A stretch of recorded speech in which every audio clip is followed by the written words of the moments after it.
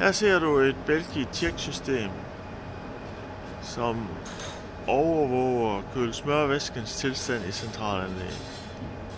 Belgi-Check-system kan automatisk måle, logge og justere køle-smørvæskens koncentration. Ligeledes måles temperatur, vandforbrug og niveauet i olietromlen.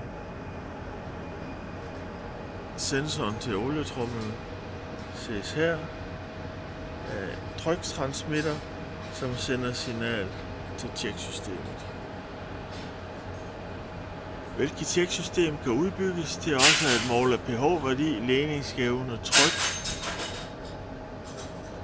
og kan tilsluttes virksomhedens Ethernet, således at man kan overvåge væskens tilstand fra enhver tilsluttet computer.